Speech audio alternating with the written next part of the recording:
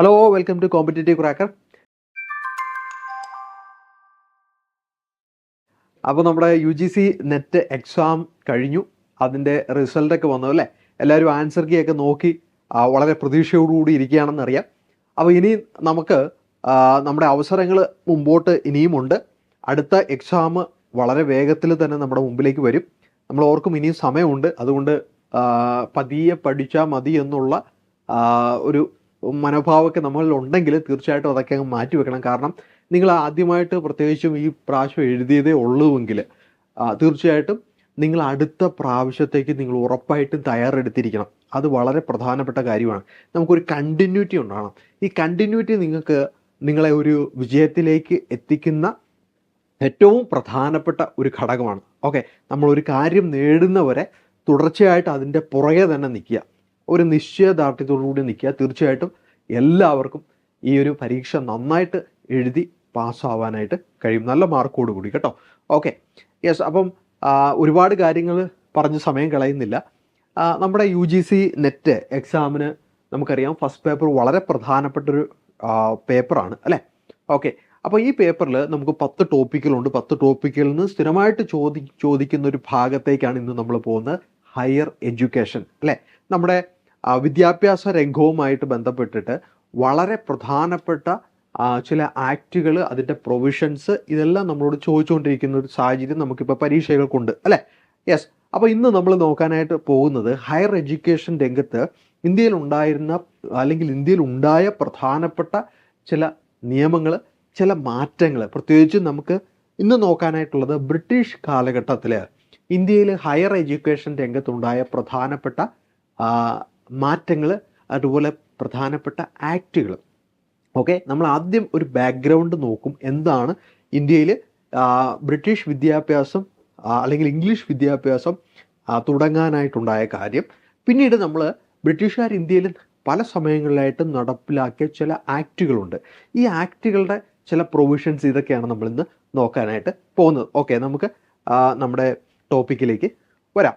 ആദ്യം നമ്മൾ നോക്കുന്നത് ബ്രിട്ടീഷ് ഭരണകാലഘട്ടത്തിൽ എന്തുകൊണ്ട് ഇന്ത്യയിൽ ഒരു വിദ്യാഭ്യാസ സ്ഥാപനങ്ങളുടെ ഒരു വളർച്ച ഉണ്ടായി, എന്തുകൊണ്ടാണ് ഇന്ത്യയിൽ ബ്രിട്ടീഷ് വിദ്യാഭ്യാസം അല്ലെങ്കിൽ ഇംഗ്ലീഷ് വിദ്യാഭ്യാസം ബ്രിട്ടീഷുകാർ പ്രൊമോട്ട് ചെയ്തത് നോക്കാം.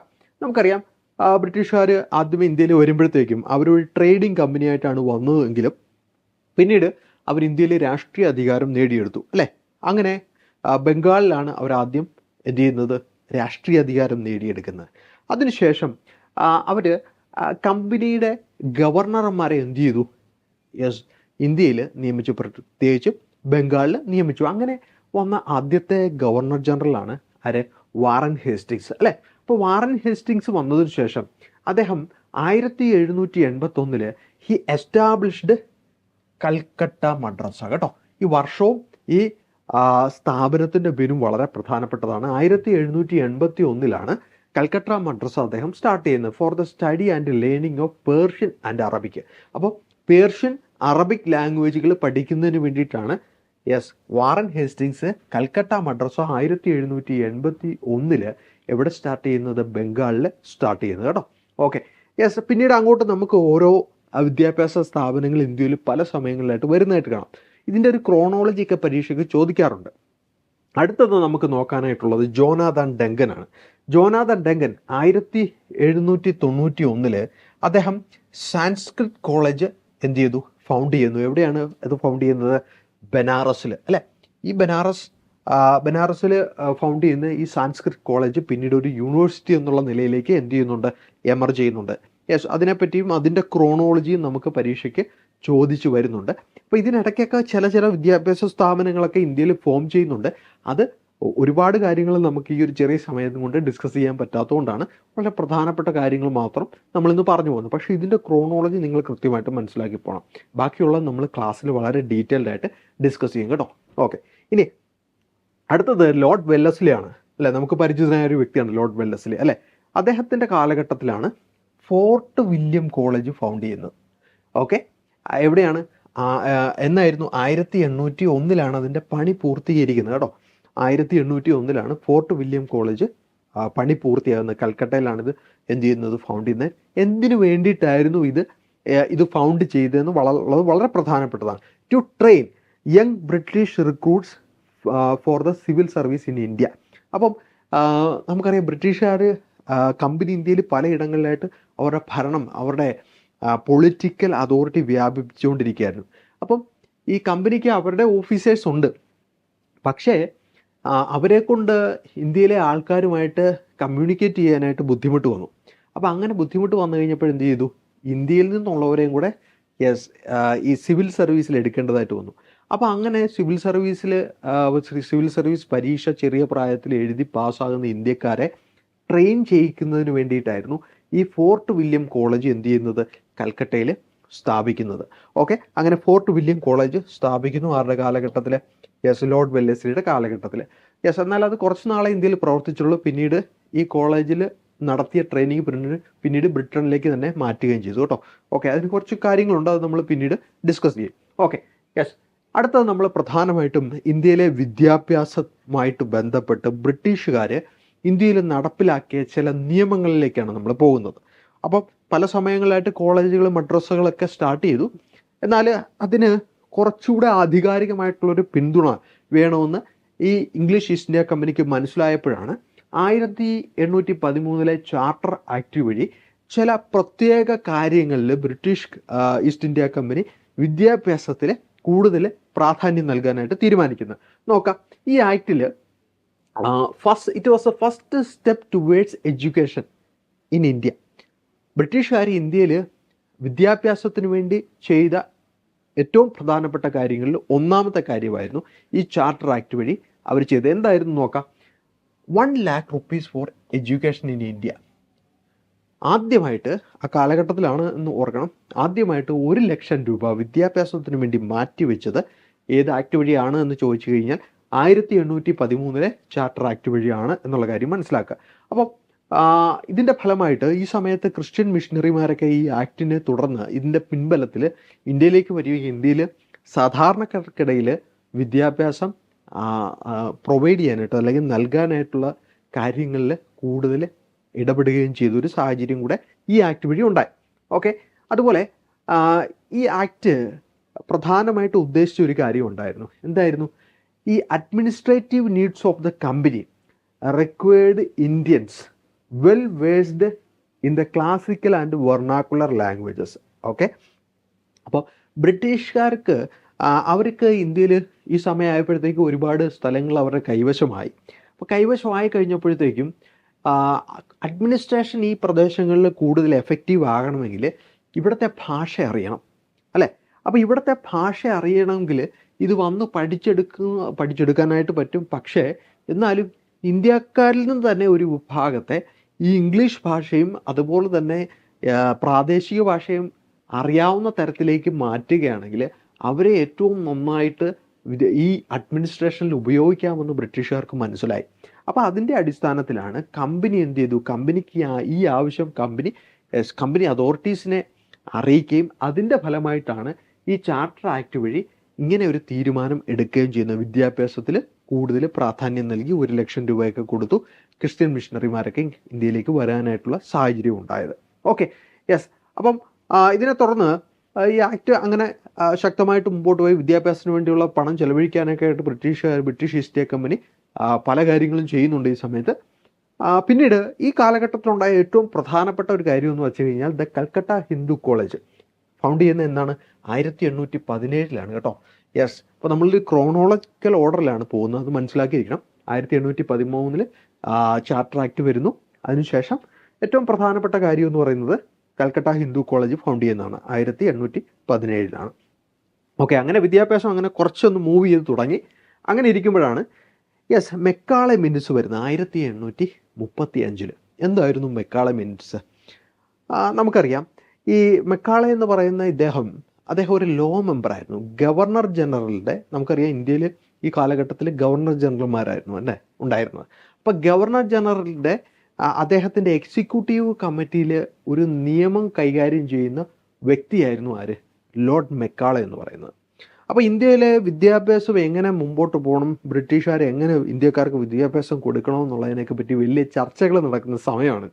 അപ്പോൾ അതിൻ്റെ ഫലമായിട്ട് ഒരു general committee of public instruction എന്ത് ചെയ്തു? ഇൻസ്ട്രക്ഷനാണ് കേട്ടോ, 1823 ഫോം ചെയ്യുന്നു.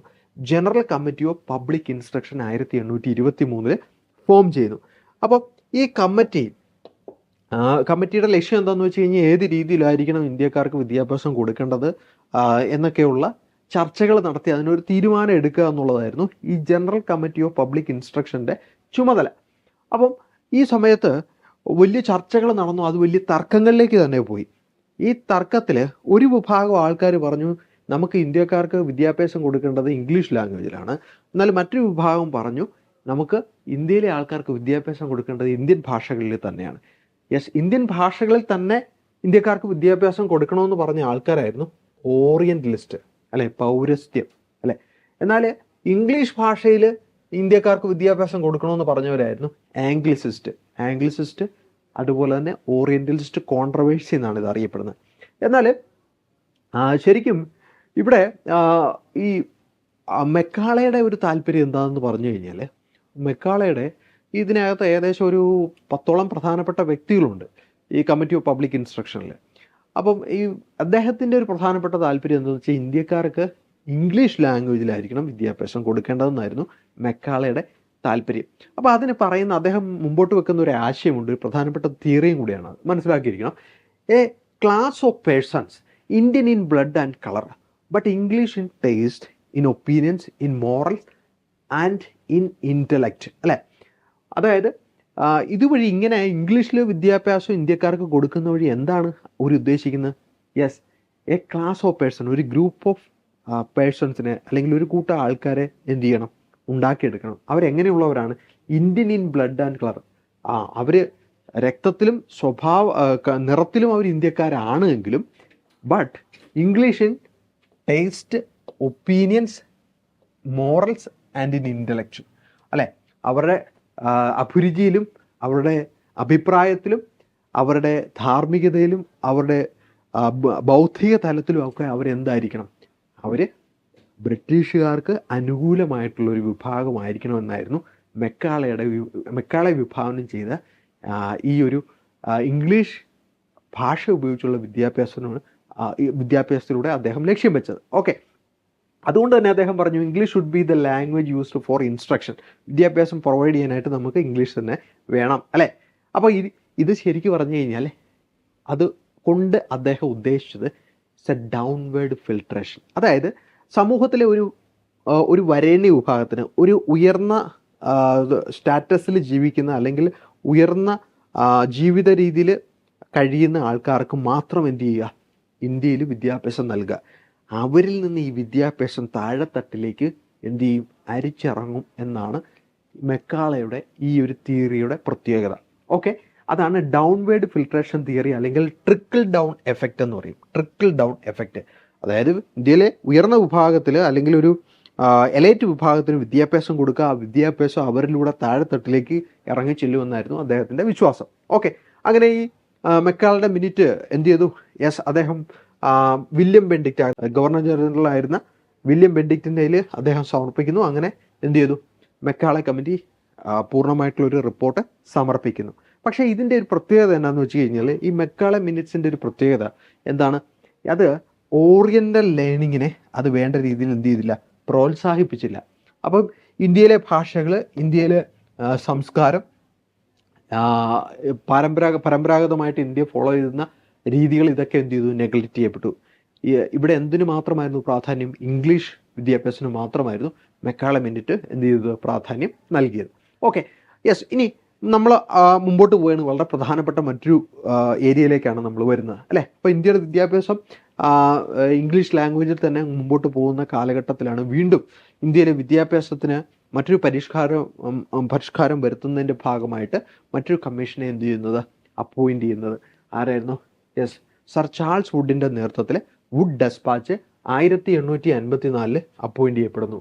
ഓക്കെ, ഇത് നമുക്കറിയാം, നമ്മൾ ചെറിയ ക്ലാസ് മുതൽ പഠിച്ചു വരുന്ന ഒരു ഭാഗമാണ്. എന്നാലും അതിൻ്റെ ചില പ്രൊവിഷൻസ് നിങ്ങളുമായിട്ട് ചർച്ച ചെയ്യാൻ വേണ്ടിയിട്ടാണ് ഈ ഒരു ഭാഗം പറയുന്നത്. എന്തായിരുന്നു? യെസ്, ഇതിനെ നമ്മൾ അറിയുന്നത് എങ്ങനെയാണ്? Magna Carta of English education in India എന്നുള്ള രീതിയിലാണ് നമ്മൾ സർ ചാൾസ് വുഡിൻ്റെ വുഡ് ഡെസ്പാച്ച് അറിയപ്പെടുന്നത്, അല്ലേ. യെസ്, വുഡ് ഡെസ്പാച്ച് എന്തൊക്കെ കാര്യങ്ങളായിരുന്നു മുന്നോട്ട് വെച്ച അദ്ദേഹത്തിൻ്റെ റെക്കമെൻഡേഷൻസ് എന്ന് പറയുന്നത്? Use of Indian languages in primary schools. Okay, അപ്പോൾ പ്രൈമറി സ്കൂൾസിൽ എന്ത് ഭാഷയിലായിരിക്കണം പഠനം എന്ന് പറയുന്നത്? ഇന്ത്യൻ ലാംഗ്വേജിലായിരിക്കണം, വർണാക്കുലർ ലാംഗ്വേജിൽ, ഇന്ത്യൻ ലാംഗ്വേജ് അല്ലെങ്കിൽ വർണാക്കുലർ ലാംഗ്വേജിലായിരിക്കണം പ്രൈമറി സ്കൂളുകളിൽ വിദ്യാഭ്യാസം കൊടുക്കേണ്ടത്. Establish schools at each schools that teach both English and Indian languages. ഇനി പ്രൈമറി തലം കഴിഞ്ഞാൽ അടുത്തൊരു സെക്കൻഡറി തലത്തിലേക്ക് വരുമ്പോഴത്തേക്കും നമ്മൾ ഏത് രീതിയിലായിരിക്കണം വിദ്യാഭ്യാസം? അവിടെ 2 ഭാഷകളുണ്ടാകണം. ഒന്ന് ഇംഗ്ലീഷ് ലാംഗ്വേജും ഉണ്ടാകണം, അതുപോലെ തന്നെ യെസ് ഇന്ത്യൻ ലാംഗ്വേജും ഉണ്ടാവണമെന്നായിരുന്നു ചാൾസ് വുഡിൻ്റെ മറ്റൊരു റെക്കമെൻഡേഷൻ. മൂന്നാമത് എന്തായിരുന്നു? Colleges at district level. District ലെവലിൽ നമുക്ക് എന്ത് ചെയ്യണം? കോളേജുകൾ വേണം, അല്ലേ? യെസ്, ഈ കോളേജുകളിൽ universities in important cities. Okay, യൂണിവേഴ്സിറ്റീസും എവിടെ വേണം? സിറ്റികളിൽ വേണം. ഡിസ്ട്രിക്ട് ലെവലിൽ കോളേജ് അല്ലെങ്കിൽ യൂണിവേഴ്സിറ്റികൾ പ്രധാനപ്പെട്ട സിറ്റികളിൽ വേണം. ഓക്കെ, ഇവിടെ ഈ യൂണിവേഴ്സിറ്റി തലത്തിൽ വിദ്യാഭ്യാസം അല്ലെങ്കിൽ കോളേജ് തലത്തിൽ വിദ്യാഭ്യാസം എന്ത് ഭാഷയിലായിരിക്കണം നൽകുന്നത്? അത് ഇംഗ്ലീഷ് ലാംഗ്വേജിലായിരിക്കണം കേട്ടോ. English language, English should be the medium of instruction എന്നാണ് അദ്ദേഹം വിഭാവനം ചെയ്തത്, അദ്ദേഹം റെക്കമെൻഡ് ചെയ്തത്. ഓക്കെ, അപ്പോൾ ഇങ്ങനെ 3 പ്രധാനപ്പെട്ട കാര്യം: പ്രൈമറി സ്കൂൾസ്, അതുപോലെ സെക്കൻഡറി തലം, കോളേജ്, അല്ലേ? ഓക്കെ, ഇങ്ങനെ 3 മേഖലകളെ പറ്റി അദ്ദേഹം പറയുന്നുണ്ട്. ഇനി encourage education for girls and vocational training. Okay, അപ്പം പെൺകുട്ടികൾക്കുള്ള വിദ്യാഭ്യാസം വളരെ പ്രധാനപ്പെട്ട ഒന്നായിട്ട് കരുതി, അതുപോലെ തന്നെ വൊക്കേഷണൽ ട്രെയിനിങ് നൽകണമെന്നും അദ്ദേഹം പറഞ്ഞിട്ടുണ്ട്. അതുപോലെ തന്നെ government school should provide non religious education. ഇപ്പോൾ ഗവൺമെൻറ് നേരിട്ട് ഫിനാൻസ് ചെയ്യുന്ന അല്ലെങ്കിൽ സാമ്പത്തിക സഹായം നൽകുന്ന അല്ലെങ്കിൽ ഗവൺമെൻറ്റിൻ്റെ ചുമതലയ്ക്ക് കീഴിലുള്ള സ്കൂളുകളിൽ എന്തായാലും അവിടെ ഒരു കാരണവശാലും മതപഠനം പാടില്ല എന്ന്, അത് സെക്യുലർ ആയിരിക്കണം എന്നുള്ളൊരു കാഴ്ചപ്പാടാണ് യെസ് അദ്ദേഹം മുന്നോട്ട് വെച്ചത്. അതുപോലെ തന്നെ വൈസ്രോയി ഈ കാലഘട്ടത്തിൽ നമുക്കറിയാം, നമുക്ക് കോളേജുകളൊക്കെ സ്റ്റാർട്ട് ചെയ്യണമെന്ന് പറഞ്ഞു, അല്ലേ? യെസ്, അപ്പം വൈസ്രോയി മേയോയുടെ കാലഘട്ടത്തിൽ ഈ സമയത്ത് രാജ്കോട്ട് കോളേജും അതുപോലെ തന്നെ മേയോ കോളേജൊക്കെ ഈ കാലഘട്ടത്തിലാണ് എന്ത് ചെയ്യുന്നത്? എസ്റ്റാബ്ലിഷ് ചെയ്തത്. ഓക്കെ, ഇന്ത്യയിലെ പഴയ കോളേജുകളിൽ ഏറ്റവും പ്രധാനപ്പെട്ട ഒരു കോളേജും കൂടെയാണ് ഏത്? Mayo college. യെസ്, മേയോ കോളേജും അതുപോലെ തന്നെ രാജ്കോട്ട് കോളേജും കേട്ടോ. ഓക്കെ, ഇപ്പോഴും അത് ഉള്ള കോളേജുകൾ തന്നെയാണ്. ഓക്കെ, അപ്പോൾ വുഡ് ഡെസ്പാച്ച് വലിയ കാതലായിട്ടുള്ള മാറ്റങ്ങൾ നമുക്ക് എന്ത് ചെയ്തിട്ടുണ്ട്? ഇന്ത്യയിൽ ഈ കാലഘട്ടത്തിൽ അവതരിപ്പിച്ചു എന്നുള്ളതിൻ്റെ അടിസ്ഥാനത്തിലാണ് നമ്മൾ ഈ ഒരു ഇദ്ദേഹം നൽകിയ റെക്കമെൻഡേഷൻസിനെ നമ്മൾ എന്തെന്ന് വിളിക്കുന്നത്? Magna Carta of English education in India എന്ന് വിളിക്കുന്നത്. കൂടുതൽ ഡീറ്റെയിൽസ് ഉണ്ട്, നമുക്ക് ക്ലാസ്സിൽ ഡിസ്കസ് ചെയ്യാം കേട്ടോ. ഓക്കെ, യെസ്, ഇനി ഇതിന് മുമ്പോട്ടേക്ക് നമ്മൾ വരുമ്പോഴത്തേക്കും നമുക്ക് അടുത്ത് വരുന്നത് ഹണ്ടർ കമ്മീഷനാണ്. ഹണ്ടർ എഡ്യൂക്കേഷൻ കമ്മീഷൻ വരുന്നത് 1882 ഓക്കെ, ഇവിടെ എന്തായിരുന്നു ഹണ്ടർ കമ്മീഷൻ പ്രധാനമായിട്ടും ലക്ഷ്യം വെച്ചത്? To examine the implementation of despatch, അല്ലേ? ചാൾസ് വുഡ് പറഞ്ഞു വെച്ച കാര്യങ്ങളൊക്കെ കൃത്യമായിട്ട് എന്ത് ചെയ്യണം? ഇംപ്ലിമെൻറ്റ് ചെയ്യണം. അതായിരുന്നു യെസ്, അത് വേണ്ട രീതിയിൽ ഇംപ്ലിമെൻറ്റ് ചെയ്യപ്പെടുന്നുണ്ടോ എന്നൊക്കെ നോക്കുന്നതിനും കൂടിയായിരുന്നു എന്ത് ചെയ്യുന്നത്? ഹണ്ടർ കമ്മീഷനെ അപ്പോയിൻറ്റ് ചെയ്തത്, അല്ലേ? Yes, it emphasize the primary education. അപ്പോൾ പ്രൈമറി എഡ്യൂക്കേഷന് കൂടുതൽ പ്രാധാന്യം നൽകിക്കൊണ്ടായിരുന്നു ഈ കമ്മീഷൻ്റെ പ്രവർത്തനങ്ങൾ ഇന്ത്യയിൽ ഉണ്ടായത്. അതുപോലെ ഇത് emphasize the education for woman. ഇപ്പോൾ പ്രൈമറി എഡ്യൂക്കേഷനും പെൺകുട്ടികൾക്കുള്ള അല്ലെങ്കിൽ സ്ത്രീകൾക്കുള്ള വിദ്യാഭ്യാസത്തിനും ഹണ്ടർ എഡ്യൂക്കേഷൻ വലിയ പ്രാധാന്യമാണ് നൽകിയത് എന്നുള്ള കാര്യം മനസ്സിലാക്കിയിരിക്കുക. ഓക്കെ, ഹണ്ടർ കമ്മീഷൻ വരുന്ന ലോർഡ് റിപ്പണിൻ്റെ കാലഘട്ടത്തിലാണ് എന്ത് ചെയ്യുന്നത്? ഹണ്ടർ കമ്മീഷൻ വരുന്നത്. ഇനി റാലി കമ്മീഷനിലേക്ക് വരികയാണെങ്കിൽ അടുത്ത പ്രധാനപ്പെട്ട ഒരു കമ്മീഷനാണ് 1902 റാലി കമ്മീഷൻ വരുന്നത്. ലോർഡ് കഴ്സൻ്റെ കാലഘട്ടത്തിലാണ് എന്ത് ചെയ്യുന്നത്? റാലി കമ്മീഷൻ അപ്പോയിൻറ്റ് ചെയ്യപ്പെടുന്നത്. ഇവിടെ ഈ റീഓർഗനൈസേഷൻ ഓഫ് യൂണിവേഴ്സിറ്റി അഡ്മിനിസ്ട്രേഷൻ. അപ്പോൾ ഈ സമയത്ത് നമുക്കറിയാം ഇന്ത്യയിൽ ഒരു ദേശീയ പ്രസ്ഥാനം ഉയർന്നു വരുന്ന സാഹചര്യത്തിലാണ് നമ്മൾ മുമ്പോട്ട് പോകുന്നത്. 1905 ആകുമ്പോഴത്തേക്കും നമുക്കറിയാം എന്താണ്? ബംഗാൾ 2ആയിട്ട് വിഭജിക്കപ്പെടുന്നൊരു സാഹചര്യമൊക്കെ ഉണ്ടായി. അപ്പോൾ ആ സമയമൊക്കെ ആകുമ്പോഴത്തേക്ക് യൂണിവേഴ്സിറ്റികളിലും കോളേജുകളിലും ഒക്കെ ഉണ്ടായിരുന്ന സ്റ്റുഡൻസ് ആയിരുന്നു ദേശീയ പ്രസ്ഥാനത്തിൽ ഏറ്റവും കൂടുതൽ പങ്കാളികളായിക്കൊണ്ടിരുന്നത്. അപ്പം അവരെയൊക്കെ ഒന്ന് ക്ലാം ഡൗൺ ചെയ്യണം, അല്ലെങ്കിൽ ഉയർന്നു വരുന്ന ദേശീയ പ്രസ്ഥാനം, പ്രത്യേകിച്ച് കോളേജുകളിലും സ്കൂളുകളിലും ഒക്കെ ഉയർന്നു വരുന്ന ദേശീയ പ്രസ്ഥാനത്തെ ഒന്ന് പിടിച്ചു നിർത്തുക എന്നുള്ള ലക്ഷ്യമൊക്കെ ഇതിൻ്റെ പുറകിൽ ഉണ്ടായിരുന്നു. നമുക്ക് പിന്നീട് മുമ്പോട്ട് പഠിക്കുമ്പോൾ മനസ്സിലാകുന്നുണ്ട്. ഓക്കെ, അപ്പം സ്ട്രിക്റ്റർ അഫിലിയേഷൻ, കോളേജുകൾ എന്ത് ചെയ്യണം? ഈ ആക്ട് വഴി ഒരു യൂണിവേഴ്സിറ്റി ആയിട്ട് സ്ട്രിക്റ്റ് ആയിട്ടുള്ള നിയമങ്ങളുടെ അടിസ്ഥാനത്തിൽ അഫിലിയേറ്റ് ചെയ്യപ്പെടണം. ഓക്കെ, അതുപോലെ യൂണിവേഴ്സിറ്റി റെക്കഗ്നീഷൻ ഓഫ് സ്കൂൾസ്, അത് ഇതിൻ്റെ ഒരു പ്രത്യേകതയായിരുന്നു കേട്ടോ. ഈ റാലി കമ്മീഷൻ മുന്നോട്ട് വെച്ച റെക്കമെൻഡേഷൻസിൽ പറഞ്ഞൊരു കാര്യം എന്ന് വെച്ചാൽ കോളേജുകളിൽ സ്കൂളുകൾ എന്ത് ചെയ്യണം, സ്കൂളുകൾക്ക് ആരുടെ അംഗീകാരം വേണം, യൂണിവേഴ്സിറ്റികളുടെ അംഗീകാരം വേണമെന്നായിരുന്നു റാലി കമ്മീഷൻ മുന്നോട്ട് വെച്ച ആശയം. അപ്പോൾ ഈ റെക്കമെൻഡേഷൻസിൻ്റെയൊക്കെ അടിസ്ഥാനത്തിലാണ് പിന്നീട് എന്ത് ചെയ്യുന്നത്, 1904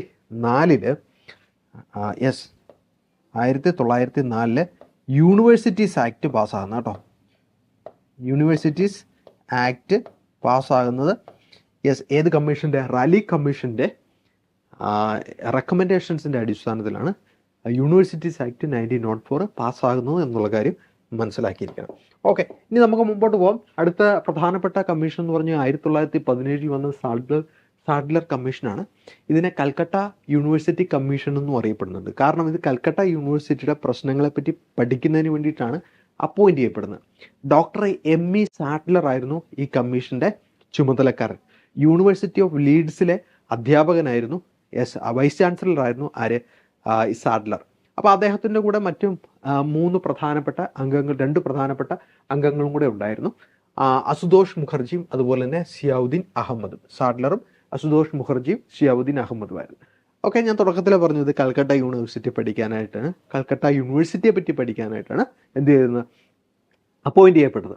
ഓക്കെ, എന്നാൽ ഇത് കൂടുതലും ഫോക്കസ് ചെയ്തത് ശരിക്കും ഈ സ്കൂൾ തലത്തിലായിരുന്നു എന്നുള്ളതാണ് ഇതിൻ്റെ മറ്റൊരു പ്രത്യേകത.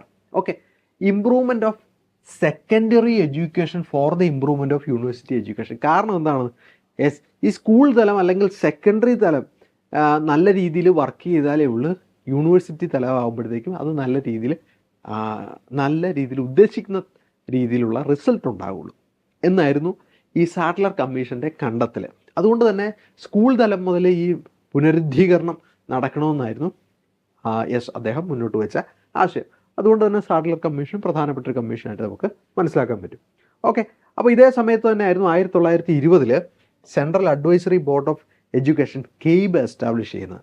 ഓക്കെ, അതായത് സെൻട്രൽ ഗവൺമെൻറ്റും പ്രൊവിൻസുകൾക്കും വിദ്യാഭ്യാസ കാര്യങ്ങളിൽ അഡ്വൈസ് കൊടുക്കുക, നിർദ്ദേശങ്ങൾ കൊടുക്കുക എന്നുള്ള ലക്ഷ്യത്തോടു കൂടിയാണ് 1920 എന്ത് ചെയ്യുന്നത്, KEIB ഫോം ചെയ്യുന്നത്. വളരെ പ്രധാനപ്പെട്ട ഒരു കാര്യമാണ് കേട്ടോ.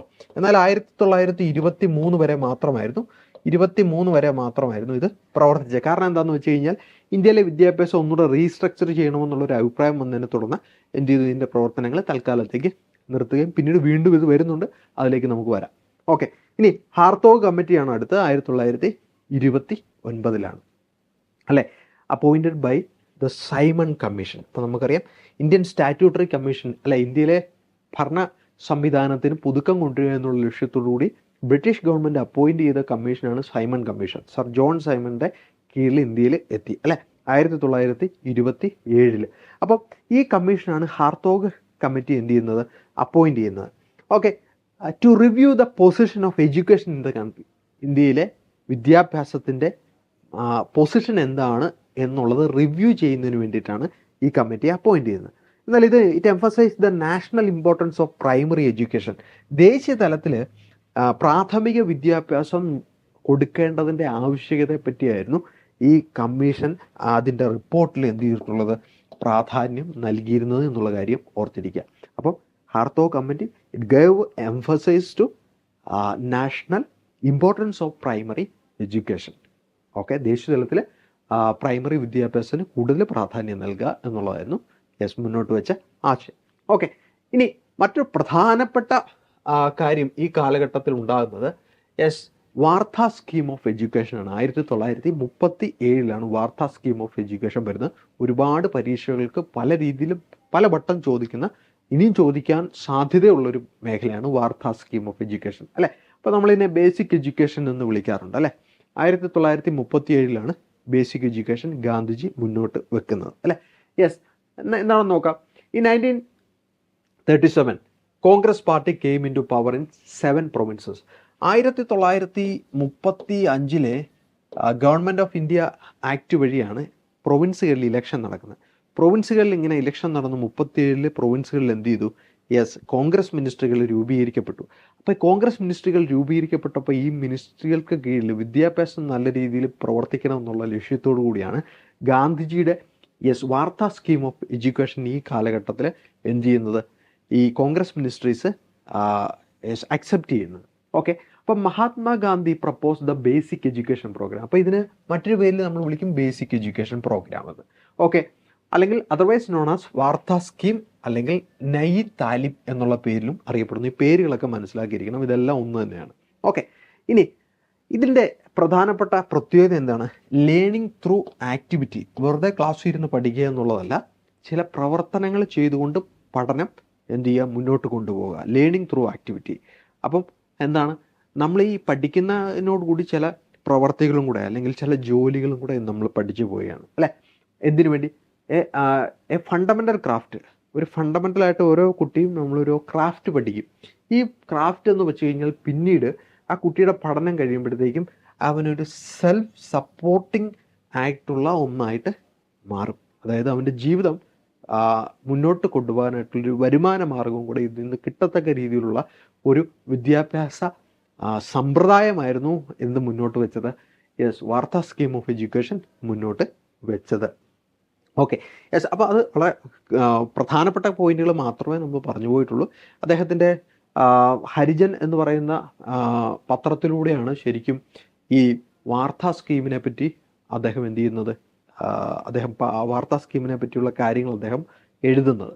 അപ്പോൾ അതിൽ നിന്നാണ് പിന്നീട് സക്കീർ ഹുസൈനൊക്കെ ഇതിൻ്റെ വളരെ പ്രധാനപ്പെട്ട ഒരു ഇൻസ്ട്രുമെൻ്റ് ഓഫ് ഇംപ്ലിമെൻറ്റേഷനായിട്ട് പിന്നീട് മാറുന്നുണ്ട്. ഓക്കെ, അത് നമുക്ക് സ്വാതന്ത്ര്യം ലഭിച്ചതിന് ശേഷമുള്ള കാലഘട്ടത്തെ പറ്റി പഠിക്കുമ്പോൾ നമുക്ക് ഡിസ്കസ് ചെയ്യാം. ഓക്കെ, ഇനി അടുത്ത സർജൻ്റ് പ്ലാനാണ് 1944. അപ്പോൾ സർജൻ്റ് പ്ലാനിൻ്റെ പ്രത്യേകത എന്ന് പറഞ്ഞു കഴിഞ്ഞാൽ ജോൺ സർജൻ്റ് എന്ന് പറയുന്നത് ഇന്ത്യയിലെ വിദ്യാഭ്യാസത്തിന് വേണ്ടി ബ്രിട്ടീഷ് ഗവൺമെൻറ് അപ്പോയിൻറ്റ് ചെയ്ത ഒരു അഡ്വൈസറായിരുന്നു.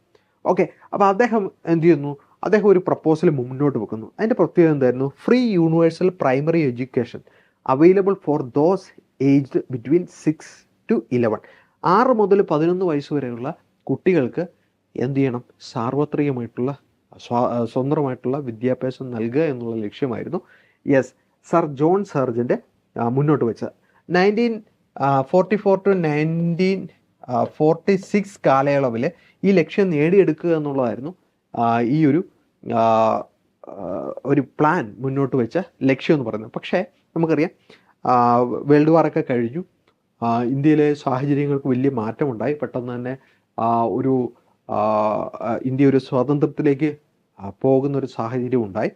അപ്പം അങ്ങനെ ഒരുപാട് കാര്യങ്ങൾക്ക് ഇടയിൽ ഇത് അകപ്പെട്ടു പോയതുകൊണ്ട് ഈ ഉദ്ദേശിച്ച സമയം കൊണ്ട് ഈ ലക്ഷ്യം നമുക്ക് പൂർത്തീകരിക്കാനായിട്ട് സാധിച്ചില്ല. പിന്നീട് 1947 ഇന്ത്യക്ക് സ്വാതന്ത്ര്യം നേടിയെടുത്തതിന് ശേഷം മാത്രമാണ് പിന്നീട് ഈ പ്ലാൻ മുന്നോട്ട് വെച്ച ആശയങ്ങളും കൂടെ ഉൾപ്പെടുത്തിക്കൊണ്ട് ഇന്ത്യയിലെ വിദ്യാഭ്യാസ നയം പിന്നീട് രൂപീകരിക്കപ്പെടുന്നത്. ഓക്കെ, അപ്പോൾ ഇപ്പം ഈ ഒരു സെഷനിൽ നമ്മൾ പ്രധാനമായിട്ടും വളരെ ജിസ്റ്റായിട്ടുള്ള വളരെ കോറായിട്ടുള്ള ഭാഗങ്ങൾ മാത്രമേ നമ്മൾ ടച്ച് ചെയ്തിട്ടുള്ളൂ. ഇതിനകത്തൊക്കെ ഒരുപാട് മറ്റ് കാര്യങ്ങളും കൂടെ ഉണ്ട്. ഓക്കെ, അപ്പോൾ അതെല്ലാം നമുക്ക് നമ്മുടെ ക്ലാസ്സുകളിലായിരിക്കും നമ്മൾ കൂടുതൽ എന്ത് ചെയ്യുന്നത്, ഡിസ്കസ് ചെയ്യുന്നത്. അപ്പം ക്ലാസ്സുകളുടെ കാര്യം പറഞ്ഞപ്പോഴാണ് കോമ്പറ്റേറ്റീവ് ക്രാക്കർ അടുത്ത എക്സാമിന് വേണ്ടി നമ്മൾ പേപ്പർ 1ൻ്റെ ക്ലാസ് സ്റ്റാർട്ട് ചെയ്തിട്ടുണ്ട്. അതിൻ്റെ അഡ്മിഷൻ ഇപ്പോഴും നമുക്ക് ഓപ്പൺ ആണ്. തീർച്ചയായിട്ടും നിങ്ങൾക്ക് ഈ കോഴ്സുമായിട്ട് ബന്ധപ്പെട്ടിട്ടുള്ള എല്ലാ വിവരങ്ങളും നിങ്ങൾക്ക് വിളിച്ചന്വേഷിക്കാം. എന്നാലും ചില പ്രത്യേകതകൾ ഞാൻ പറയാം. നമ്മുടെ സിലബസിൽ ഫസ്റ്റ് പേപ്പറിൻ്റെ സിലബസിൽ പറഞ്ഞിരിക്കുന്ന എല്ലാ പ്രധാനപ്പെട്ട മേഖലകളിലും നമ്മൾ ക്ലാസ്സുകൾ നൽകുന്നുണ്ട്. ക്ലാസ്സുകൾ നൽകുക മാത്രമല്ല, നിങ്ങൾക്കത് വീണ്ടും കാണാനായിട്ട് റെക്കോർഡറായിട്ടുള്ള വീഡിയോസ് ഉണ്ട്. ഓക്കെ, അതുകൂടാതെ PDF മെറ്റീരിയൽസ് നിങ്ങൾക്ക് ലഭിക്കും. ആക്ടിവിറ്റി ഗ്രൂപ്പുണ്ട്. ആക്ടിവിറ്റി ഗ്രൂപ്പുകളിൽ നിങ്ങൾക്ക് ചോദ്യങ്ങൾക്ക് ഉത്തരം ചെയ്യാനായിട്ടുള്ള അവസരമുണ്ട്. അതുപോലെ തന്നെ പരീക്ഷയ്ക്ക് നിങ്ങൾക്ക് ക്ലാസ്സുകൾ തുടങ്ങുന്ന മുതൽ അവസാനം വരെ നിങ്ങൾക്ക് ഒരു മെൻറ്റർഷിപ്പ് ഇതിൻ്റെ ഭാഗമായിട്ട് ലഭിക്കുന്നുണ്ട്. തീർച്ചയായിട്ടും അത് നിങ്ങൾക്ക് ഒരുപാട് പ്രയോജനപ്പെടും. അപ്പം കോഴ്സിൻ്റെ മറ്റ് ഡീറ്റെയിൽസ് നിങ്ങൾക്ക് വിളിച്ചന്വേഷിക്കാം. 97 78 82 62 92 എന്നുള്ള നമ്പറിൽ ഇന്ന് തന്നെ വിളിക്കുക. തീർച്ചയായിട്ടും നിങ്ങളുടെ അഡ്മിഷൻ ഉറപ്പാക്കുക. നന്നായിട്ട് നമുക്ക് ഫസ്റ്റ് പേപ്പറും കൂടെ പഠിക്കേണ്ടതായിട്ടുണ്ട്. ഓക്കെ, അപ്പം വീണ്ടും നമുക്ക് മറ്റൊരു പ്രധാനപ്പെട്ട ടോപ്പിക്കുമായിട്ട് ഇനിയും വീണ്ടും കാണാം. അപ്പം ആദ്യമായിട്ടാണ് നിങ്ങൾ ഈ ചാനൽ കാണുന്നെങ്കിൽ തീർച്ചയായിട്ടും നിങ്ങൾ സബ്സ്ക്രൈബ് ചെയ്യുന്ന കാര്യം മറക്കരുത്. അതുപോലെ വീഡിയോ നിങ്ങളുടെ സുഹൃത്തുക്കൾക്ക് അയച്ചു കൊടുക്കുന്ന കാര്യവും മറക്കരുത്. ഓക്കെ, അപ്പോൾ മറ്റൊരു വീഡിയോയിൽ വീണ്ടും നമുക്ക് കാണാം. Okay, thank you.